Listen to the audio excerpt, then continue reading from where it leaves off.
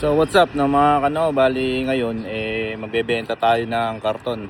So pupunta tayo sa junk shop dito para makita nyo kung ano yung itsura ng junk shop dito sa Taiwan. Bali ito nga pala yung sakyan natin, Town Ace no. Sa Pilipinas ang tawag dyan is Light Ace. So pinalitan ko na siya ng ng gulong sa rim kasi sobrang taas niyan saka sobrang lambot. Pagka mabilis, hindi siya pwedeng mabilisan. Kaya pinalitan ko. Tapos yan, naka-lowered na siya mga diba? Alright. Ito naman yung ating Vespa. Yan. So, ito naman yung ibebenta nating karton. Yung karton na ibebenta natin mga dami niyan no. 哪里去走？没看到。 Ha? 箱子放到哪里去了？ Sabi na. 啊？ May kanta. 对啊，我奇怪，你箱子放到哪里去了？ Alright, ng mga ayan, punong-puno. Buti na lang itong Town Ace o Light Ace maluwag. Para siyang High Ace na compact. So pinaliit. So marami na rin ang in-upgrade dito mga katulad na lang nito. Ayan. Ano kasi tawag dito? Dashcam. Tapos itong hindi ko alam kung ilang inches to. 14 inches yata itong 14 o 15 inches itong LCD na to. So nakaan na rin siya. Yan. Tingnan nyo. So ito mga yung ating Town Ace o Light Ace. So nakaan na rin siya 3D 360 view. Alright. So nakikita ko mas kasi siya mas safe kasi makita kung may bata ba sa gilid o ayan. Ayan diba, may 2D siya, 2D. Ayan, likod, gilid, ayan, kita siya ayan. Ito 3D. Pag in 3D mo 3D, pag in 3D ay nagagalaw siya.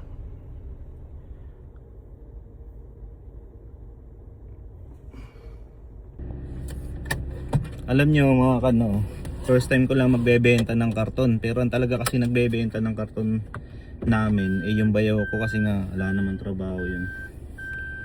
So uubos ako dito ng mga 1 oras o 2 oras. Kasi yung pagkakarga lang tapos pagbaba dun sa sa junk shop. So 2 oras na yon mga titingnan ko kung worth it siya sa pagbebentahan ko ng karton. Pagka ito sobrang mura lang mga baka bigay ko na lang sa matanda kasi siyempre gagamit tayong gasolina ng time tapos itong sasakyan, diba? Pero kung worth it naman susunod tayo na lang din yung magdi-deliver nito. Tingnan natin. Itong sakay na to mga talagang pan-deliver siya ng chicharon all around. So hindi ko siya masasabing liability no? Masasabi ko to asset kasi nagagamit ko siya sa negosyo. Yan. Katulad yan makakapag-deliver pa ako ng karton, di ba? Ang dami sasakyan dito ka sa lugar na to mga sobrang hirap tumawid sa kalsada na to kasi highway siya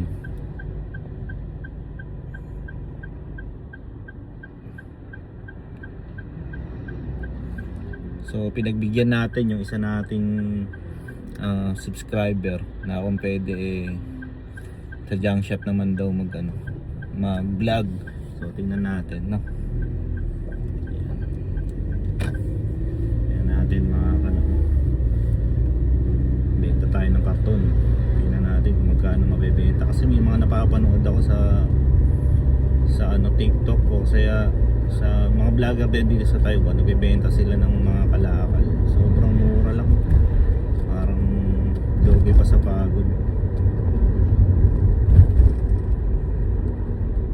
Kasi itong karton na to, kung tutuusin mo, wala na mga tapon na talaga siya. Kaya lang kung aabot naman ng mga 1,000 mapagbebentahan nito, pwede na, di ba? Tingnan natin, malalaman magkano mabebenta. Saka yung pagbebenta nito mga kanoo, meron silang malaking truck. Sabihin, malaking kiluhan. Sabihin kasya kahit yung truck, no? Isang buong sasakyan yung kikiluhin.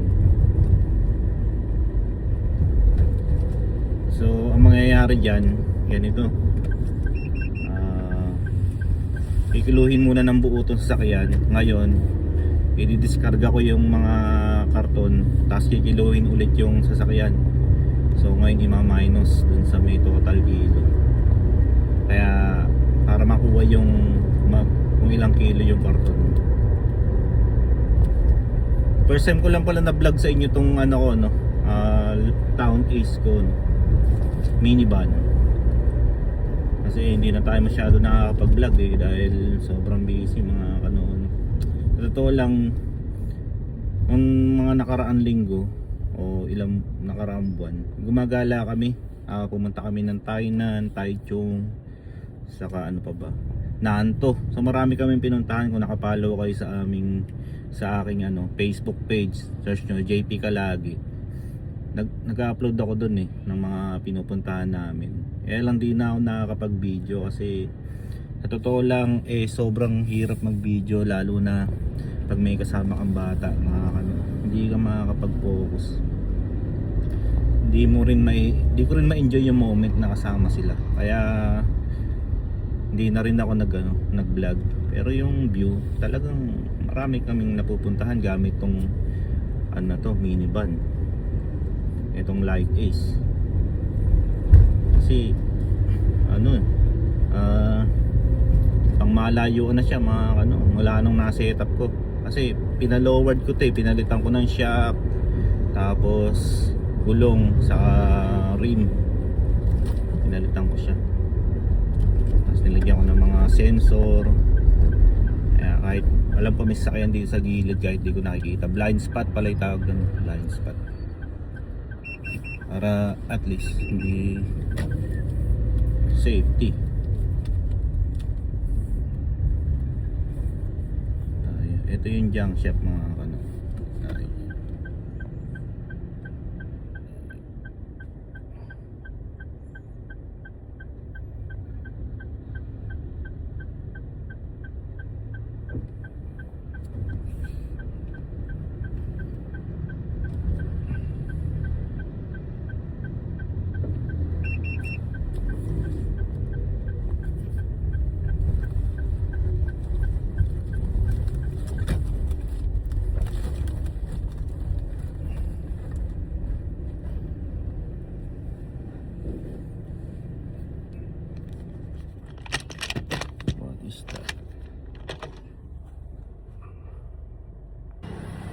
So ito mga dito natin tatapon o ibabagsak yung ating karton. Ayan yung loob ng junk shop. May mga bike pa. Tara, let's go.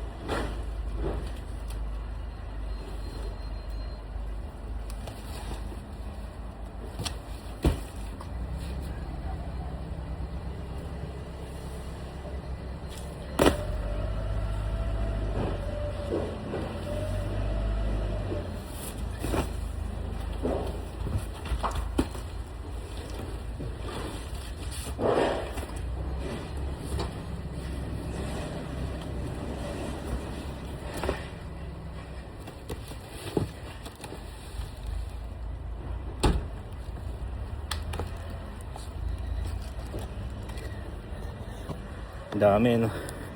Ito nga pala yung kiluhan. Ayan, yung square na yan. Yan kikiluhin. Kiluhin ulit yan.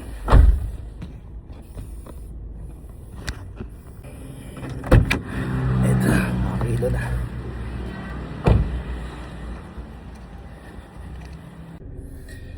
Alright, no mga kano, so bali ito lang, 400 lang, no? Yung mga karton, 400 lang. So hindi siya worth it, no?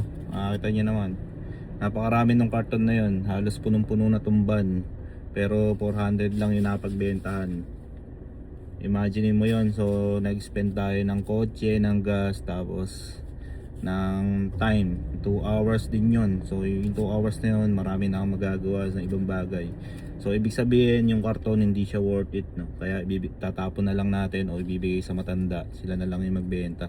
At least hindi na namin problema yon, kasi dagdag space lang dito sa amin, yung karton, mga kano, hindi baga para sa parang ano lang siya, nakaka ano siya ng space dito sa factory. Maliit lang 'tong inuupahan namin. So yun, so hindi na tayo mauulit magbenta ng karton dahil 400 lang na pagbentahan. Yun lang mga kano. Next video naman.